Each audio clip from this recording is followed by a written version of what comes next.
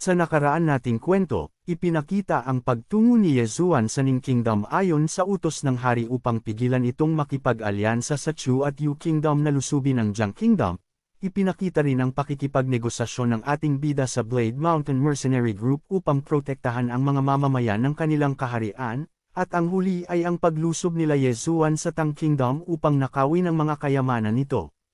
Kaya't atin ang simulan ang kwento. Nagsimula ang eksena matapos nila Yezuan makatakas sa mga kawal ng Tang Kingdom ay napunta sila sa gitna ng kagubatan dala-dala ang mga kayamanan na kanilang nakuha mula sa bodega, at doon ay kanilang ikinamangha ang dami ng bilang ng kayamanan na kanilang nalikom kung saan ay nasa 70 milyon na halaga at may 8 piraso ng fine spirit weapon na nagkakahalaga ng 5 milyon.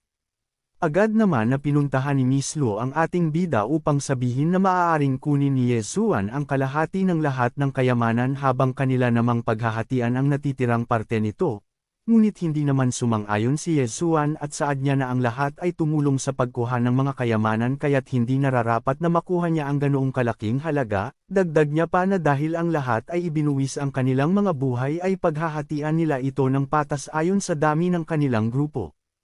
Sa sinabi ni Yezuan ay hindi naman makapaniwala si Miss Lu at kinumpirma kung sigurado na raw ba si Yezuan sa kanyang desisyon at seryoso ba ito sa kanyang sinasabi, na sinagot naman ng ating bida na may kumpiyansang ngiti na hindi siya nagbibiro tungkol roon. Nagdiriwang naman ang lahat ng miyembro ng mercenary group at pinuri si Yezuan sa pagiging mabait nito at pagkokonsidere ng kanyang mga kasamahan kaya naman halos hindi maalis ang saya ng bawat isa dahil sa makukuha nilang malaking datos. Makalipas ang ilang sandali ay nagsimula na rin sina Yezuan na kumain ng hapunan at dito ay ipinagtataka ng ating bida kung paano napunta sina Miss Lu sa Qingzhou City sapagkat napakalayo nito sa Middle Kingdom. Tumugon naman si Miss Lu, aniya na dahil sa kanilang mga karanasan at paglipag upang makalayo ay narating nila ang lugar ng Ning Kingdom at doon nanirahan. Gayunpaman ay naitanong naman ni Miss Lu ang pangalan ng ating bida sapagkat ni hindi pa nila ito kilala. Sinagot naman ni Yezuan ang tanong ni Miss Lu at sinabi ang kanyang pangalan na Yezuan, sabay balik niya ng tanong kay Miss Lu kung ano naman ang tungkol sa kanya at ang buong pangalan nito. Winika naman ni Miss Lu na ang pangalan niya ay Lu Bangshuang na nagmula sa Lu family ng Middle Kingdom kasabay ng pagpuri niya sa ating bida na ito pala ang sikat na din ng Kenlan Academy sa Jiang Kingdom. Samantala pasimpleng na itanong ni Yezuan kung may nag-alok ba sa kanila na siya ay paslangin kaya't kilala siya nito, na sinagot naman ni Miss Lu na mayroon ngunit hindi niya ito tinanggap dahil sa napakababang halaga na nais ibigay. Sa kabila nito ay naitanong naman ni Miss Lu kay Yezuan kung may balak ba ito na tumungo sa Middle Kingdom sapagkat ang Kenlan Academy doon ay halos kontrolado lahat ng bagay. Sa tanong ni Miss Lu ay winika ni Yezuan kasabay ng pagtingin sa kalangitan na hindi naman siya konektado sa Kenlan Academy na naruroon sa Middle Kingdom, ngunit nais niyang tumungo roon gayunpaman ay hindi pa iyon ang tamang panahon dahil may mga nais pa siyang gawin at kailangang tapusin. Habang abala sina Yezuan sa pag-uusap ay nagsiliparan ang mga ibon na sa kanilang paligid kaya't agad na inalerto ni Yezuan ang kanyang mga kasamahan na may paparating patungo sa kanilang kinaroroonan. Agad namang umakyat ang lahat ng miyembro sa sanga ng mga puno upang magtago at alamin kung sino ang mga paparating na kung saan mula sa ibaba ay ipinakita ang mga tauhan ng Great Cloud Empire na hinahanap si Yezuan. Dito ay nagpakilala na rin ang individual na may malaking pangangatawan bilang si Ling Han at sinabi niya kay Yezuan na nais raw talagang ipapatay ng Great Cloud Empire ang ating bida sapagkat nagpadala ito ng maraming tauhan na nasa antas ng Pictung New Realm.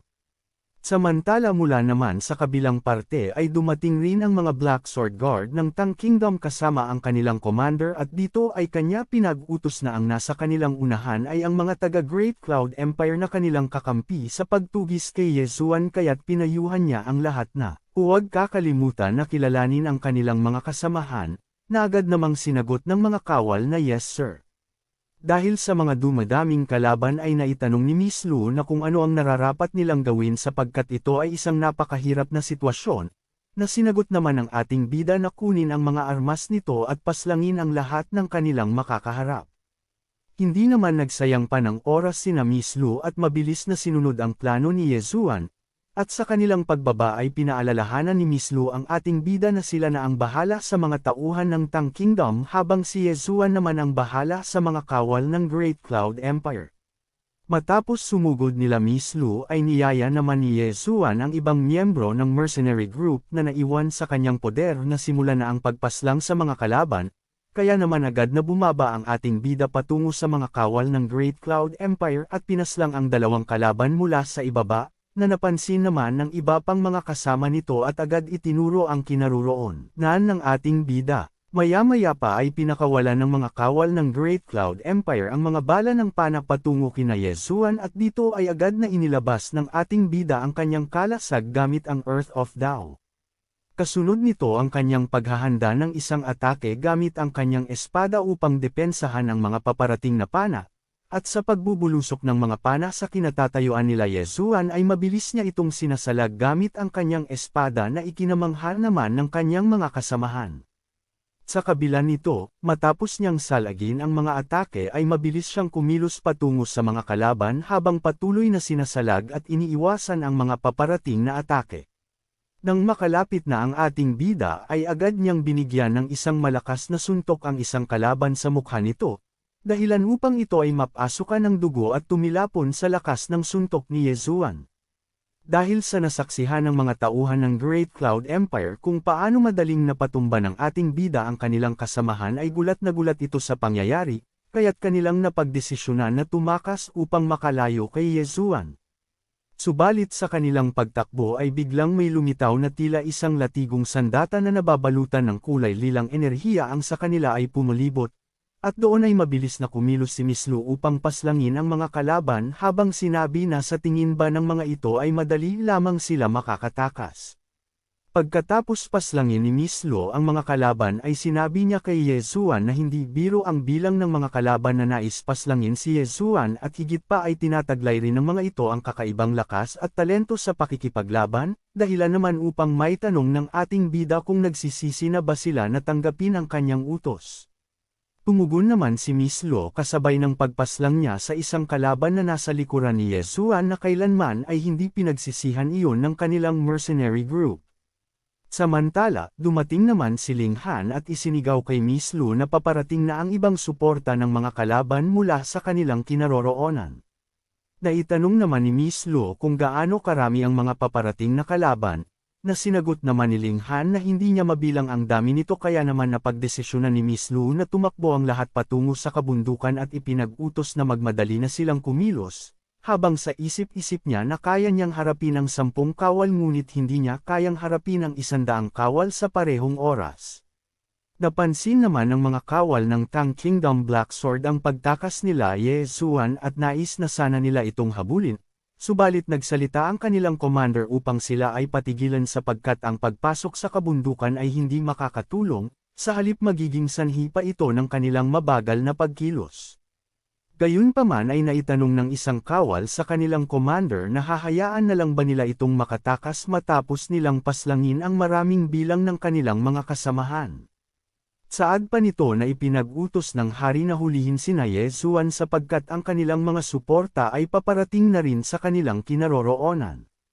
Sa kabilang banda ay naitanong naman ng kanilang commander kung nalaman na ba ang pagkakakilanlan ng mga sumalakay sa kanilang Tang Kingdom, na sinagot naman ng isang kawal na nakasakay sa kabayo na ito ay sina Yezuan, ang mandirigma na nagmula sa Jiang Kingdom ngunit ang iba niyang mga kasamahan ay wala pang pagkakakilanlan at sa tingin niya ito ay nagmula sa Middle Kingdom.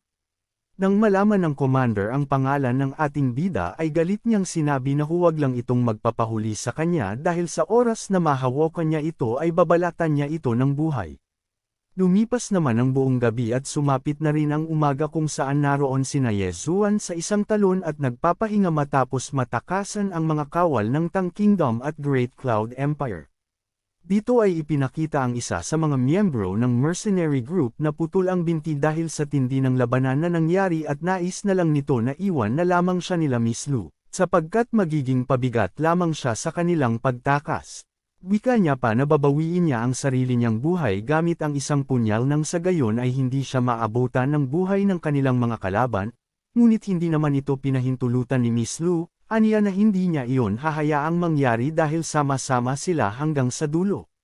Samantala, iniabot naman ng ating bida ang isang pill upang mas mabilis ang pagpapagaling ng binti ng isang miyembro ng mercenary group, na ayaw naman sana niyang tanggapin sapagkat hindi naman ito maibabalik ang naputol niyang binti kaya't magsasayang lang si Yezuan.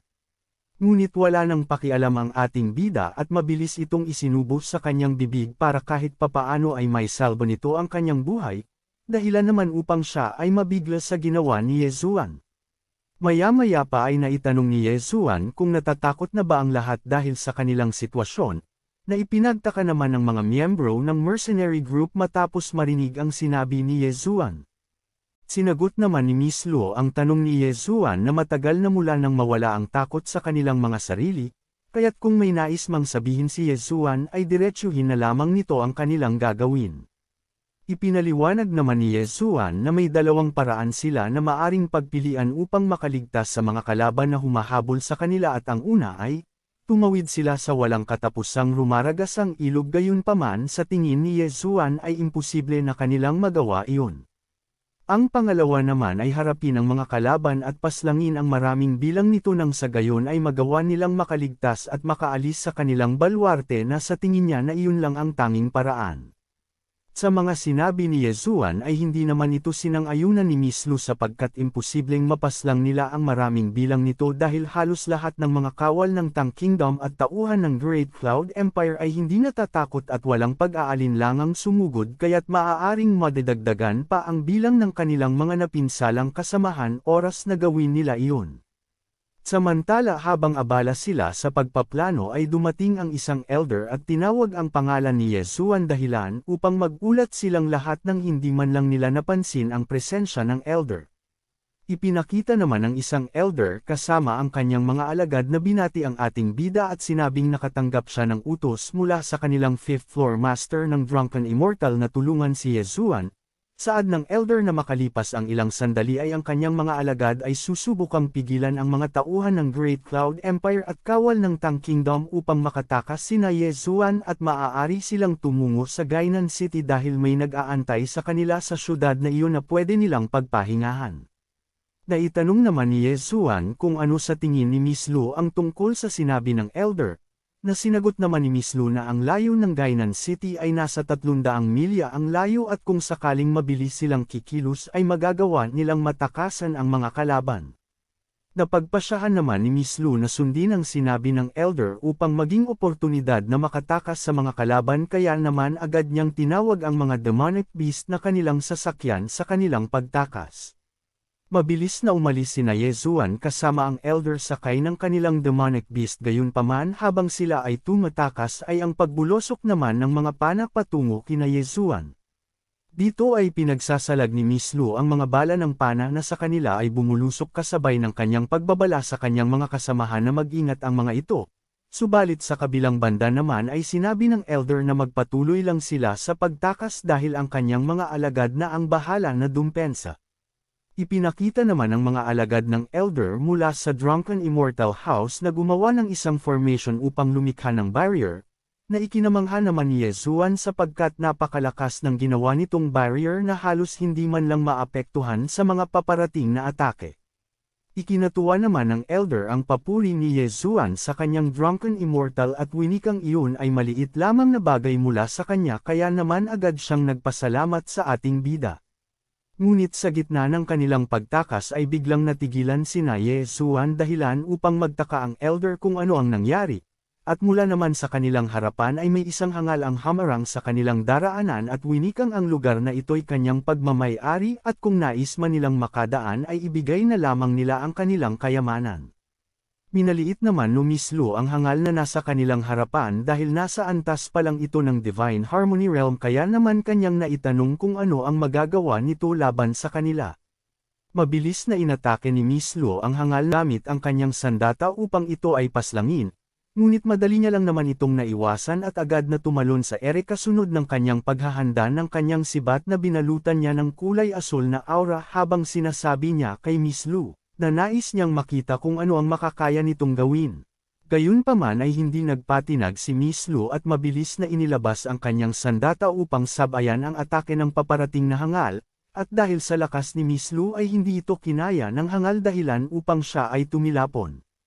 Sa pagkakatilapon ng hangal ay hindi ito makapaniwala sa lakas ni Miss Lu kung saan kitang-kita sa kanyang mukha ang pagkainis kasabay ng pagdurugo ng kanyang bibig, habang sa kabilang banda naman ay winika ni Miss Lu na ang tanging kinikilala niya lang ay ang mga nasa listahan ng martial artist demons.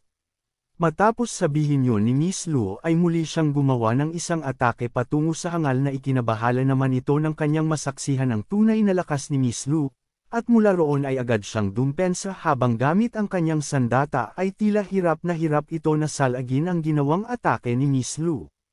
Dahil dito ay hindi na kinaya pa ng hangal na depensahan ang kanyang sarili dahilan upang siya ay muling tumilapon sa ere matapos tuluyang tamaan ng atake ni Miss Lu. Samantala mula sa harapan ay gulat na gulat ang tatlong kasamahan ng hangal matapos nilang makita kung paano tinalo ni Miss Lu ang kanilang kasamahan kaya naman doon ay galit niyang hinamon ang mga ito kung sino pa ang nais na humadlang sa kanyang daraanan. Ikinabigla naman ni Yesuan ang kanyang nalaman tungkol kay Miss Lu kung saan ay nasa listahan ito ng martial artist demons, kaya't kanyang ipinagtaka kung ano ang ibig sabihin ng martial artist demons list, na sinagot naman ni Ling Han na tila raw walang kaalam-alam si Yesuan tungkol sa kanilang big sister. Nagsalita naman ang elder na nakasakay sa likuran ni Yesuan na kung sa Jiang Kingdom ay may martial artist list. Sa Middle Kingdom naman ay may tinatawag na martial artist demon list na itinuturing na isa sa pinakamasasamang tao ng kaharian. Napatitig naman ang ating bida kay Miss Lu habang sinasabi niya sa kanyang isipan na hindi niya akalain na isa itong mahusay na tao. Kaya't abangan sa susunod kung ano ang mangyayari oras na makarating na sila Yesuan sa Gainan City at kung ano ang kanilang gagawin. Kaya't huwag kalimutan mag-subscribe at i-like ang ating video.